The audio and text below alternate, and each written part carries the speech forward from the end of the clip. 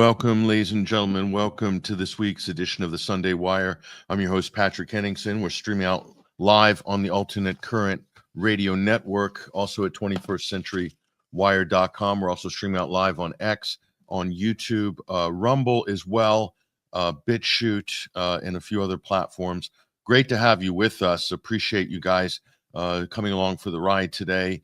We're going to be covering a number of different issues, and we've had trouble connecting our first guest, so we may have to push that segment back maybe later in the program if we can iron out the technicals, but we're going to move forward with the rest of the agenda for today. We'll be joined in the second hour by Dr. Zachary Foster to talk about the supposed ceasefire that's happening or should have happened or isn't happening, both in Gaza but also in Lebanon as well. We'll touch on those issues and try to break down the details of them in the second hour. And we'll also be joined by our colleagues from the Alternate Current Radio Network, Hesher, host of the Boiler Room. I think we'll bring him up on stage right now.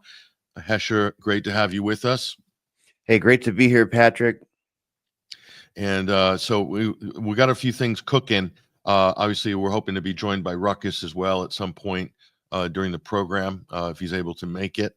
We had to sort of shuffle the program a little bit because of the technical issues connecting with Lebanon. We had Leila Haitoum, who's a fantastic journalist, who was going to join us in the first hour. But unfortunately, because of technical issues, she's probably not going to be able to join us this week unless we can kind of sort something out on the back end, but that might take an hour or so. I'm not sure if we'll actually be able to do that in the end while we're trying to do the broadcast. It's always a challenge to try to do those things at the same time. But in the meantime, Hesher, I just want to kick it over to you. I want to thank you for joining us on our X Space last night. Ruckus was also there. We had Jason Leosatos dropping in as well. Always great to hear from Jason. But we were talking about Trump. The second term of Trump, is this a renaissance? Is it going to be the golden age of America as it's being billed, or is it going to be the apocalypse? We're not sure. We tried to get through some of those issues. The one issue we didn't spend a lot of time was the Israel issue. We did go through Ukraine a lot. We talked about Project Stargate. Maybe we'll touch on some of that towards the end. But yeah, appreciate you coming on for that. That was a great discussion. I got some amazing feedback. Had a pretty good crowd. At one point, I think our high water mark, we had about 600 people there on the space during sort of the peak time on that. But what were your impressions from that? I mean, you've done a few spaces now, Hesher. It's an interesting format. It's kind of a unique way of doing forums, kind of like kind of mass radio with like you can manage big panels. I mean, how did you feel about the discussion last night?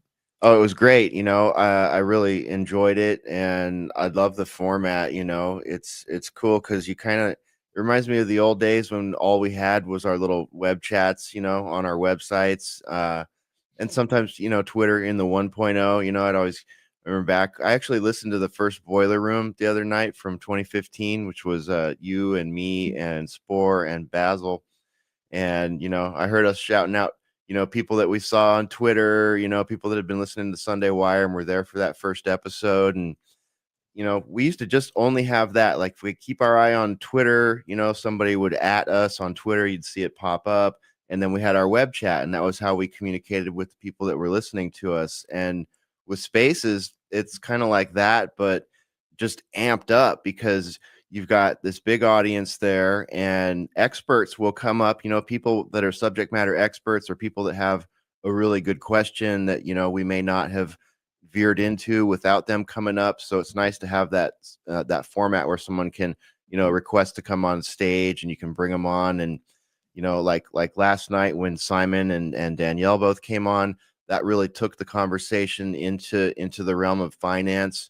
Which I'm definitely not an expert in, especially when it comes to the crypto aspect and how that plays into the traditional finance. So that was really cool to have those two with us, and all the other people dropping comments. It really, I always find that when we're on the Twitter space, I've used the analogy a few times of a tapestry. It seems to lay out a much wider tapestry. not that we can't rock and roll when it's just, us and our microphones, but it's really cool to have our folks on X come out and shape that conversation with us. It really takes on a lot of extra context, and thought it was a really great conversation. I felt like I learned a lot as far as the financial aspect. It's like I understand and I know where CBDCs and crypto are headed, and what the pros and cons with it are. But we got some really pithy perspective there, and I feel like I was able to fill in a lot of blanks with our guests. And then, of course, we wrap that in with the geopolitics, the U.S. national politics, and it ends up being a really full discussion. So, 4.5 hours can slip by really fast when you've got a great crew like that and engaged listeners, and just really fun. So yeah, I really appreciated that, and I'm sure some of those folks that were there last night are here today. So thank you to everybody that followed us over from Twitter, from X, to the Sunday Wire today here on 21stCenturyWire.com and Alternate Current Radio. It's great. Yeah, and we are sort of, hopelessly black-pilled on so many of these issues. So obviously the crew that we're bringing to a panel like that, which is myself, you, Ruckus, Jason Leosatos as well, and a few other people that came on. I mean, Simon Dixon is, to me, a great resource, especially on the cryptocurrency conversation and finance in general. He's a great student of the markets, of economics. He's also probably one of the best sort of advocates for Bitcoin out there. Very balanced, very sort of grounded on his sort of take on things. He's been in the game for a while. Really appreciated his input as well. But there's enough diversity within the crew that we're kind of bringing to the spaces. I think within our kind of red to black pill range, there's a good enough diversity in different interest areas that we all have that I think makes for a really, really good, productive discussion as well. And a few other personalities dropped in as well who contributed some great points, actually. So it's probably one of the best spaces we've done yet. So we'll kind of keep those going, usually doing those on Saturday, most Saturdays. And this has been working out really well, very well attended. And it's a great warm up as well for the rest of the programming that we do during the week. Now, Hesher, we're going to bring this up on stage here because this is the piece de la resistance of the week. Elon Musk, our fearless leader there at the head of X, he got caught in this kind of Nazi salute controversy or debacle here. And I'm just going to throw this up on screen. The German media have been having an absolute field day with this.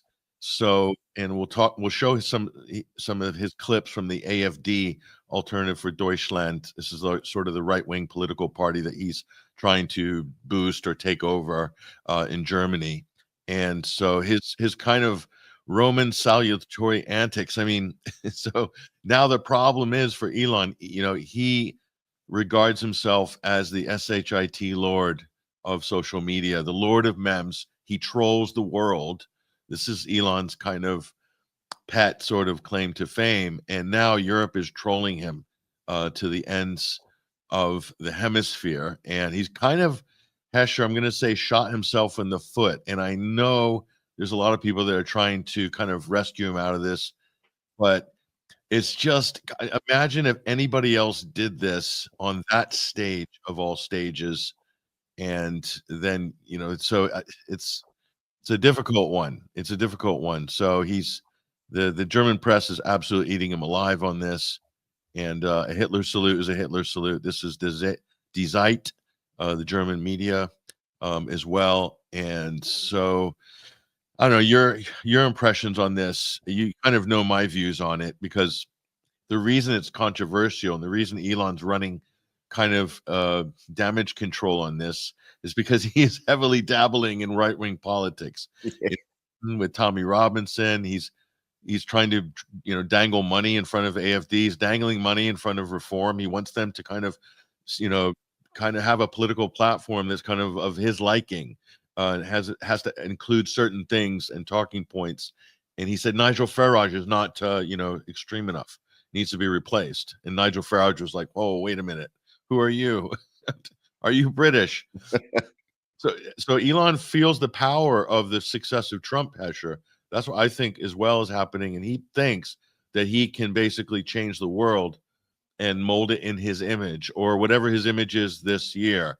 Because we have to remind everybody, Elon Musk backed Barack Obama in 2008. Elon Musk backed Obama in 2012. Elon Musk backed Hillary Clinton in 2016. Elon Musk backed Joe Biden in 2020. He is a career Democrat. He's a liberal and a self-avowed socialist. But in the last 18 months, he's had a miraculous epiphany and a conversion. He's a conservative. And he's not just a conservative, he is a far right, aggressive far right. I wouldn't even call it conservative at this point. I don't know what to make. We know he's a technocrat. Come on. I mean, Yeah. get into that analysis, but your general thoughts on this. What are you observing here? Well, Zuckerberg's rebranding was abysmal. I don't know if anyone's buying it. So many of the people that have rebranded themselves to duct tape themselves to Donald Trump in the last few years leading up to his second election have done a really poor job of rebranding themselves. I don't know who's buying the Zuckerberg rebranding. We went from Mr. Data to Spicoli, and everybody's supposed to be okay with that. Like, I mean, okay, you're sorry about censoring everyone, and you're going to be more like Elon. Great, that's not a very good rebrand. Elon, however, at least in the American, national lens, his rebranding was brilliant. We'll give him that. You bought Twitter. You facilitated the release of the Twitter files. You created a massive. You overhauled X and created this massive overhauled Twitter, renamed it X, created this massive space where people, where MAGA could flourish and where people felt like, now I can say the things I felt like I couldn't say before because I saw people like Patrick Henningsen and Bryan McClain get shadow banned and turned off and, deplatformed and all the stuff. Right. But Elon seems to have taken, this has gone to his head. I'm afraid it's gone to his head. And, I'm not surprised it's gone to his head. Look at him. He's hanging out at Mar-a-Lago. They're trying to figure out what office in the White House is going to work out best for him. Donald Trump will even say in the amazing to see Donald Trump sitting there signing executive orders with his big Sharpie, his big expensive looking Sharpie. By the way, what is he writing when he signs that? Is that Donald Trump? It looks like a death metal logo or something. The way it looks like too many letters to be Donald Trump. Maybe it says the President of the United States. I'm not sure, but anyway, it's like he's grafted himself into this so hard. I think his head's just gotten too big, and he thinks he can do this in every other country. And maybe he doesn't realize, how skeptical people in places like Germany, in Europe as a whole, in the UK, view him and view Americans and view American politics, perhaps. I mean, I don't know. Maybe too much microdosing to the point where that just wasn't an earnest thing that he was doing for his heart going out to everybody. But my goodness, like, can you really be that dense? I mean, you're gonna do that, and I mean, it's I think you're right. I think he shot himself in the foot. I think his head probably got too big. I'm not going to sit here and make excuses for him. You should know how that looks. But of course, to the people that are so upset about it, if you're really concerned about fascism, and we've been saying this, for a long time, you need look no further than your own country. We've got plenty of systemic fascism and socialism ingrained in the American financial system, the business system, the schooling system, the media system. And could we talk about the military-industrial complex and how much money has gone to fascist and Nazi regiments inside of Zelensky's crew there? There he is right there, the comedian himself. Yeah. Wow. He got that shirt custom made. I am Ukrainian. Yeah. So, it's no surprise to see the people of Germany pretty upset about this. They're calling it for what it is. They're not going to take any of the copium and the excuses that the hardcore MAGAs that just love Elon. So, I find that all very interesting.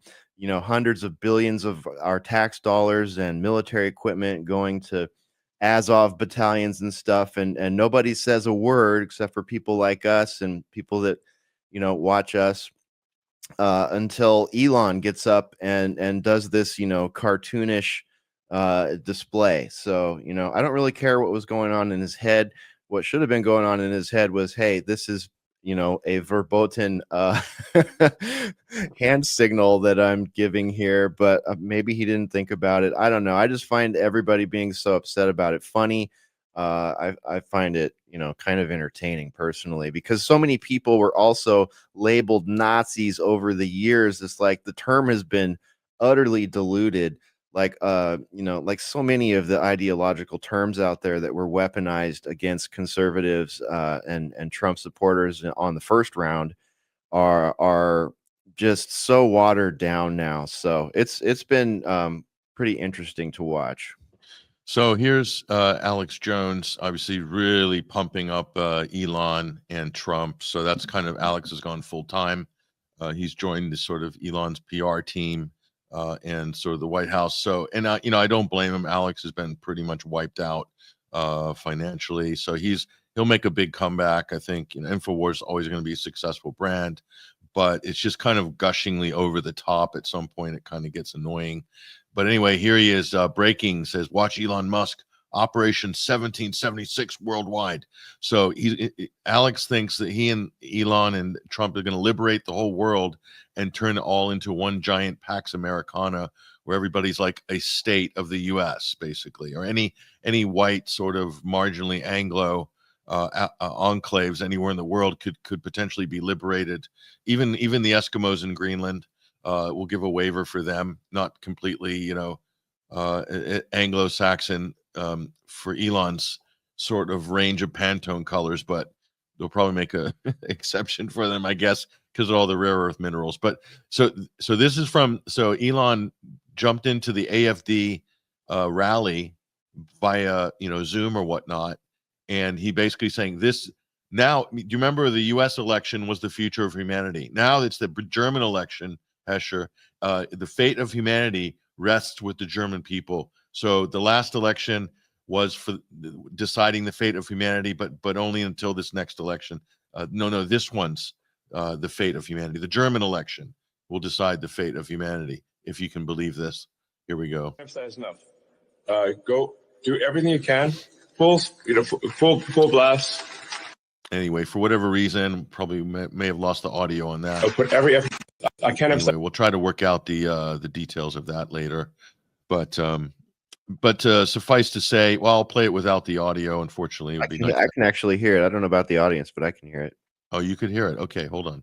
We'll bring that. We'll rewind that there. I can't emphasize enough. Go do everything you can. Full blast. I'll put every effort you can into this election. This is the fate of the world. I think rests upon this election in Germany. It's extremely fundamental. Everything you can, please go all out. Thank you.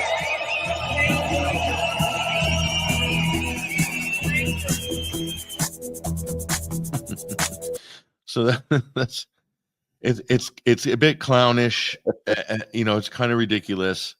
I don't know really what to say about it. I mean, if you're a big fan and you've sort of bought into the cult of personality of all this, it's probably fantastic. It's great. What could be better? You're just winning. You're on a massive winning streak until you're not. Until you're not. So yeah, that it's like going to lecture the Germans on their sort of national ID is quite something, coming from a South African who is America first, but now he's German first, and next week he might be British first. I don't know, So he's all over the place. It's amazing. It's really amazing. I mean, I guess. Do you think he actually has any similar influence in other countries? Because I know Donald Trump, like there's we've spoken to so many people around the world, since the first Trump presidency, and I know that a lot of people in various different countries really look to Donald Trump sometimes as a beacon of returning to freedom and sovereignty and stuff, and I'm sure that still exists in some of our brother and sister countries out there. But what about Elon? Does Elon think he has that same sort of gravitas? Like, he's great. He's a decent shit lord, decent meme lord. But he's really riding on tactics and techniques that many of us many veterans of the long meme wars have been using for a decade now. So, I mean, he's really, aside from his extended, reach in communication, he's really not doing anything helpful, anything different, anything unique than just sort of the standard protocol for, your marginally intelligent shit poster. So, and if that's not to be outdone, we'll also look at this next exhibit here. Hesher will go to our next exhibit, and hopefully, I don't know, let us know, Hesher, give us a thumbs up if you are able to hear the audio on this. I got a confirmation from the audience. Spore was able to hear that last clip. So I think that's good news. That is good news. So the next one is, this is the Aryan Barbie. No, it's getting clownish at this point. But I anyway, almost just spit my coffee on the monitor there. That was great. So this is Naomi Seabit. I am proud to be German. Elon Musk has shared a powerful message with us at the AfD rally today. And so she's really kind of pretty pumped up about Elon's liberated Germans, and now it's okay for them to be proud to be Germans, as if there weren't any proud Germans in the whole of Germany, 80 million people or whatever, powerhouse of Europe, number one in the European Union, best manufacturing in the world, but their manufacturing has been destroyed by the United States, forcing them to adopt sanctions. That's something that doesn't come up in Elon's thing, and that gets us to the actual point of all this in a moment, Hesher. But here she is. This is Naomi. So let me take you on a journey through my experience growing up in Germany. She's saying, I'm no longer going to be apologetic about my Germanness. I mean, maybe she's got an issue personally, but here is the Aryan Barbie. I am proud to be German. And it's okay to be proud to be German. It's okay to be proud to be German. This is a very important principle. It's okay, it's good to be proud of German culture, German values, and not to lose that in some sort of multiculturalism that dilutes everything. Those words moved an entire nation today when Elon Musk said them out loud at the greatest AfD rally of all time. Most people seriously underestimate the extent of the German guilt that has plagued our people for decades. I grew up unable to appreciate my heritage because I couldn't even understand what German culture meant. But then when I turned 5 years old, I picked up the violin. That's when I first got in touch with German classical music. And a few years later, I played bass violin concerto for 2 violins in D minor together with my mum. And then when I started playing the piano, I fell in love with Beethoven's Moonshine Sonata, the third part in particular, because it's very fast and very energetic. Okay, so and to me, I mean, give me your honest assessment of this, Hesher. What do you think from just media value, propaganda value? How are you reading this? I don't know. It's something that if I was just on the doom scroll and went through this, I wouldn't spend a whole lot of time there. I mean, like, where are we at? It's just like, it's okay for me to have some pride in my culture and my nation. I mean, uh the fact that we have to argue about that, I mean, really brings the conversation down to a pretty low level. I mean, we're looking at national and international policies right now that could lead to World War III. We're looking at financial situations that could lead to World War III or larger conflicts in other places. We here in America are looking at a situation with the intelligence state, the security state, the aftermath of 4 years of, open borders and extreme psychological operations being run on the public, that, we could have a black swan event here just for us. I don't think Germany's going to have one. They already had their black swan event when the Nord Stream, when Yeah. Ukraine kicked off and Nord Stream Hello. was taken out. Like, why So is that not brought up? Why am I hearing her talk? Who is this girl? Why am I hearing her talk about Beethoven when they I, can't get energy? They have to go cut trees. They have to leave the house in the snow and cut trees down to heat their homes in some cases. well, it's like they're trying to have this. Oh, we're not going to harbor white guilt. It's like it's kind of like this anti-woke thing. It's like Jordan Peterson is basically in charge of communications at the Department of Ministry of Information Dispersal. To borrow a term, Joe versus the volcano. I think that Yeah. might have been I think that was the film. I'm not sure, but it's just this is kind of like not the big boys conversation. This is like the Jordan Peterson disaffected beta male, from like suburban Canada and in the US, the types of people that, like Jordan Peterson and are, feel like he's empowered them in life. And Elon Musk is definitely in that camp. And what they're not talking about, Hesher, is the fact that the United States militarily occupies Germany. If you want to talk about being proud to be German, why don't you kick out the Americans who've been militarily occupying Germany, who've cocked Berlin for like the best part of like 75 years already? Okay, we've got an NSA listening station there. We are up the yin yang of every single German MP, every single minister, tapping all of your phones, okay, blackmailing all of your politicians since the Second World War, okay, in all of your media. The CIA's up in Der Spiegel, they're up in Deutsche Welt, and they've been in there for decades. They run your editorial desk, right? So you guys don't have any sovereignty. Germany, you've got no freaking sovereignty.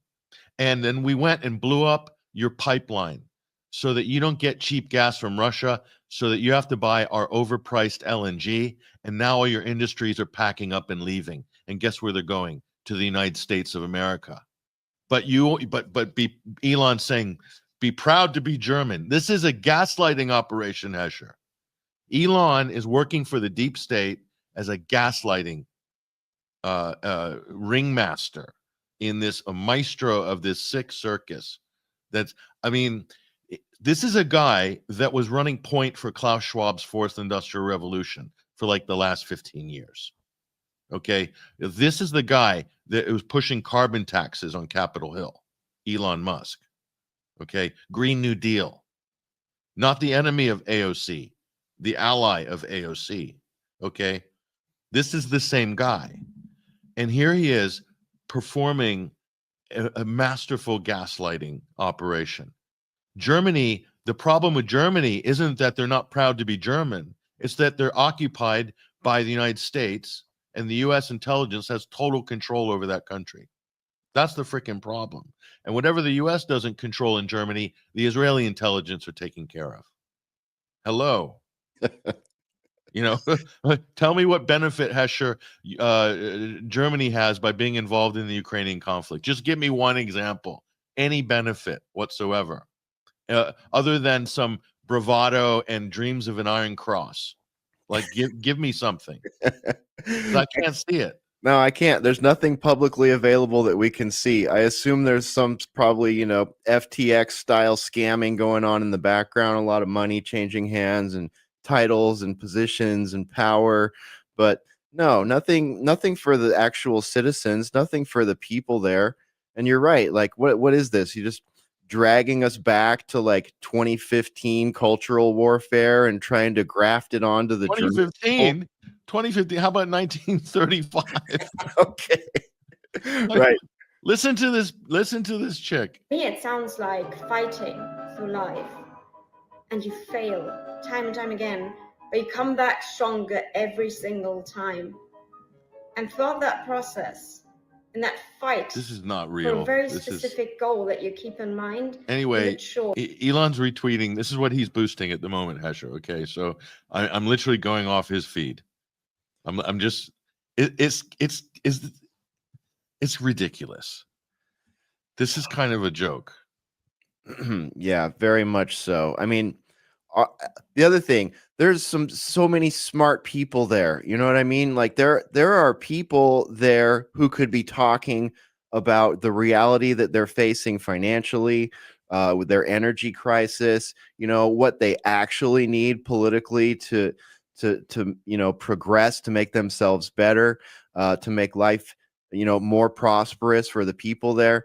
But what he chooses this young lady and boosts her. So what is obviously just one boost from Elon is enough to put someone in an elevated social media status. So like what's to gain from this? Like why is he not boosting someone like the German version of Simon from last night, or the German version of Patrick Henningsen or Jason Leosaltos? Give us boost. Or God forbid ever boosting any of us. I mean, no, I'm banned for life. I will never be retweeted by Elon. He hates me.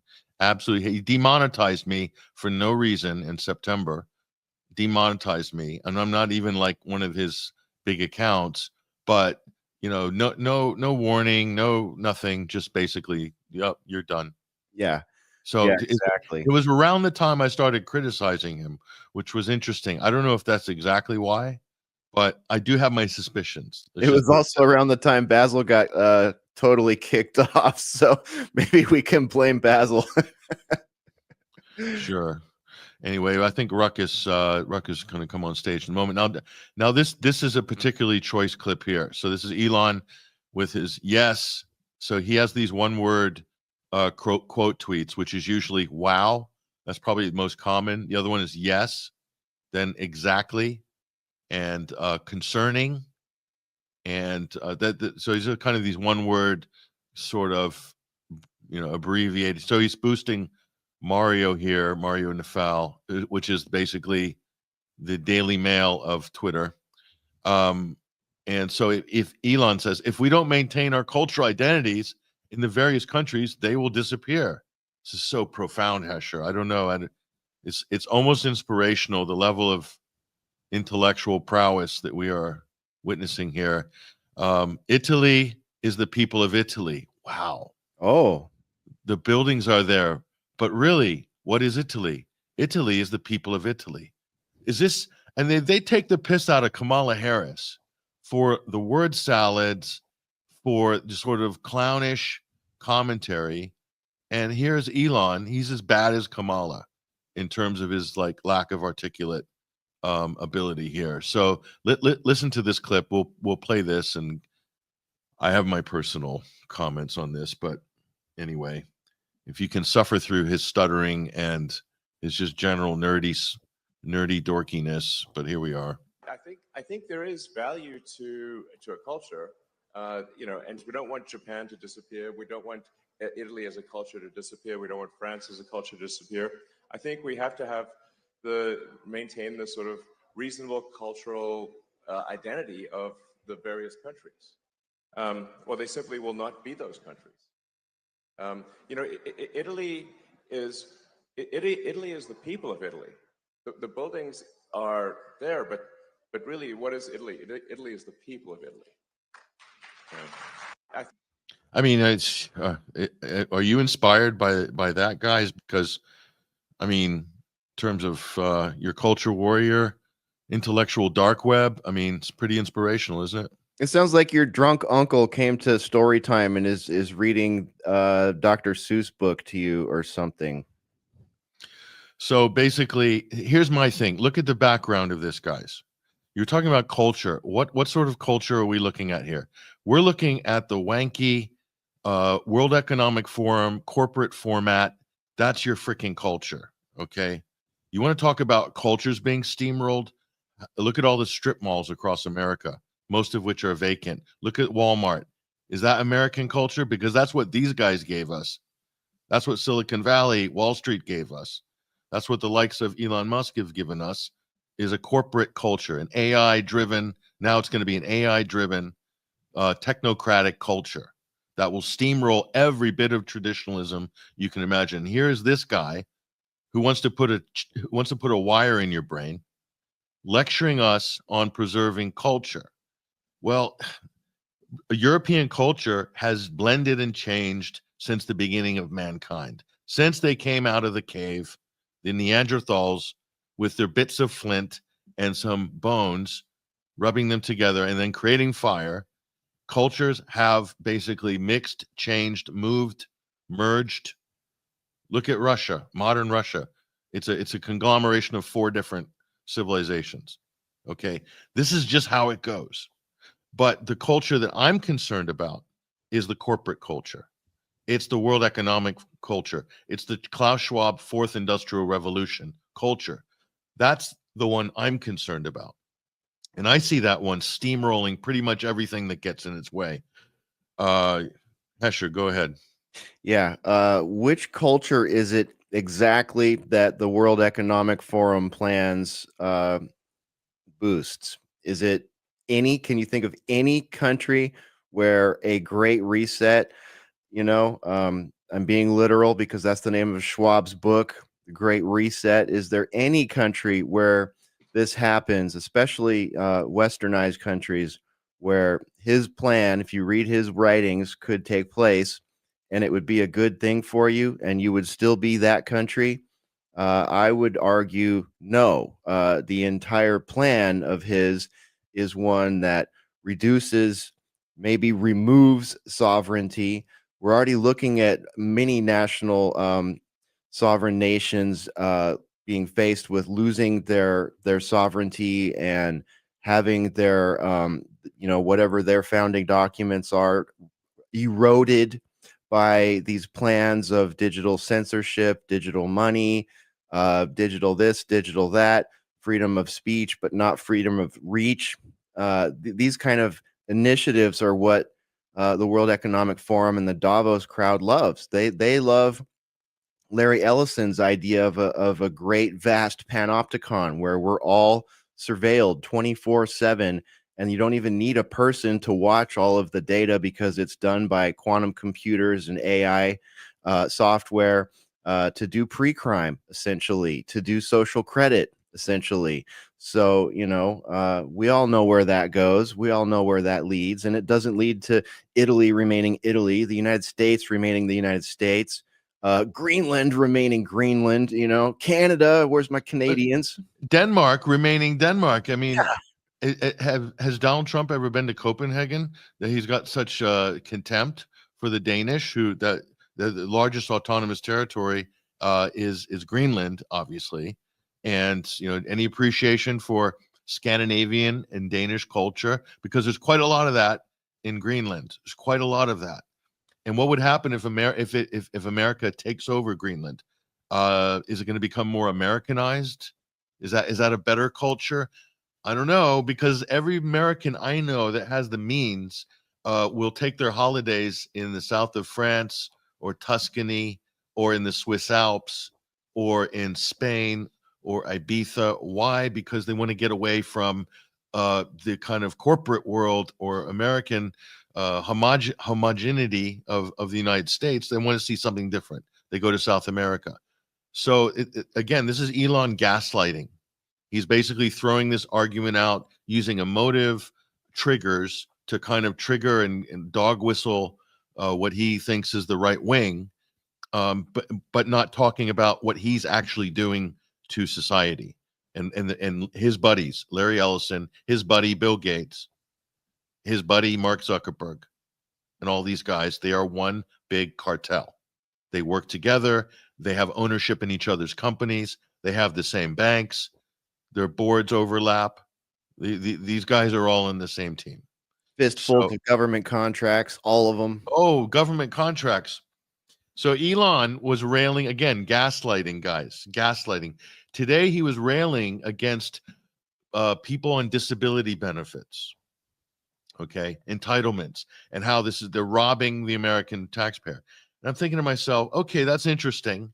Maybe we can look at those on a case-by-case basis, but they're kind of small as individual issues. But what about corporate welfare?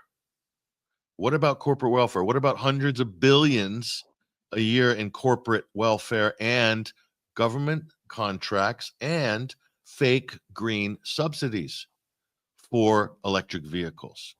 As an example, okay, what about that? What about a fake green agenda that Tesla is basically based on? What about that? It's the gaslighting. I mean, it's so obvious what this guy does. He's got it down to an art form. He works the crowd. He's got the mob there, and they're simping, and they love him, and he's telling them what they want to hear. He's hitting all their hot button emotional issues and saying, look over here, but don't look at what the fuck I'm doing over here. Because this is the game. Ruckus, what do you think about this? Elon's coming in to rescue the Germans from themselves. That's really funny because he's a car maker. Think about that one. Anyways, yeah, Germany, I don't know. That's one of those places that I think of when I was a kid, like growing up in the 80s, that we Americanized after the fall of the Berlin Wall. 100%. There was a part of... Yeah, so there was a part of Germany that was supposed to become like America, and it ultimately meant they put like McDonald's, and people were buying Levi's jeans and all this ridiculous crap, which just means, okay, so what is America? America is the land of consumerism, and it has been for quite a while. And they're just repackaging all the new thing that they're selling, not just Americans, but the entire world on, are all of these cool gadgetries, the technological crap, the smartphones, the Teslas, all of these things that ultimately, when you look outside from the 30,000 foot view or whatever the term is there, it looks to me like they're building an ultimate technocratic surveillance grid, and we're all like willy-nilly just jumping in like, this is fun, and they're, we're buying all these crazy cryptocurrencies. Sure, there's a use case for those things to, escape the pressures coming from fiat money, but we've got people pumping and dumping meme coins, including the new president. So it's really wild what's happening here. I don't know much about the geopolitics. Of course, that's why I listen to you guys when you talk about this stuff, because this is your area. But I've been thinking a lot about the whole Tesla thing, because it doesn't make sense that, like, for him to push Tesla and for Tesla to be so big, it was hinged upon the climate change scam. But now he's playing Mr. Conservative, and that doesn't necessarily play well with that. We saw Donald Trump get us out of the Paris Accord agreements. Elon doesn't talk about it anymore. It's right. Not. He doesn't. It's not even mentioned. Right, because he's ultimately abandoned all of that. Well, basically. I believe it plays into the technocratic grid and surveillance and technocracy future, and that it really was never about the climate at all, because these things can be controlled, operated, they drive themselves, they can lock you in there, they can stop your car and prevent you. It's really, it's again, another one of these things. And now he's just got the cool factor. So now people, conservatives who are like, oh, I'm not interested in an electric car, like, oh, Tesla, because it's cool, because it's Elon. I don't know. That's how I look at it. That's how it was a status symbol in Washington, D.C. for Democrats to drive Tesla, and in California. Hesher's nodding his head because he knows exactly what I'm talking about. A status symbol. Why? Because nobody could afford it but a millionaire liberal and people in Silicon Valley and DC that were just basically on another kind of level of society. And that was his market. And he sold that dream to them because it was a way of virtue signaling. To be out on the road and driving a Tesla was just to make a statement that you were doing your part for the planet, even if it cost $100,000 to drive, and only a small percentage of the population could afford one. That's kind of how he built the brand. And now he's pivoted, and he's reinvented himself as a conservative in the last 18 months. As Hesher said, brilliantly, the most brilliant rebranding ever of anybody in politics. You got to hand it to him. He absolutely has done that. But can he maintain it? Can he hold it? And just back to this panel here. Do you want, do you guys want to be sitting on a BlackRock sponsored corporate panel at some international gala event. I mean, there's just an endless, litany of these sort of events. This world tour, these guys are constantly on, pontificating with word salads about, the greatest thing about Italy is the Italian people. I mean, thank you, Elon, for enlightening us. The intellectual dark web has never been stronger, guys. Eat your heart out, Eric Weinstein. Elon's making a power play here to lead the IDW. So I'm sorry, guys. It's becoming a clown show, and I'm getting attacked for calling it out by his loyal supporters who are saying, Patrick, what have you done? What successful companies have you built? Or the last one I got yesterday was, well, what have you done for your country? Elon, look what he's doing for the country. What have you done for your country? And I'm like, okay, if that's where we're at, I can't criticize the richest man in the world who just bought himself a seat in the White House for $200 million. You're not able to criticize that, folks. And I'm thinking to myself, it's Al Duce. We're in the Mussolini era again. It's like Mussolini 2.0. Don't criticize Benito. So this is kind of like how things develop with corporatism, So I'm just being a skeptic, and I'm being the loyal opposition here for the people. And I'm also, here he is. There he is. Uncle Benito said it. Fascism should more appropriately be called corporativism because it is a merger of state and corporate power. Benito Mussolini. And he would know, wouldn't he? He would have a good idea of what it's all about because he's sort of a founding member of that club. Guys, we're going to take a break here, and we're going to connect Dr. Zachary Foster on the other side. You're welcome to join us backstage for this. We're going to talk about the Gaza ceasefire.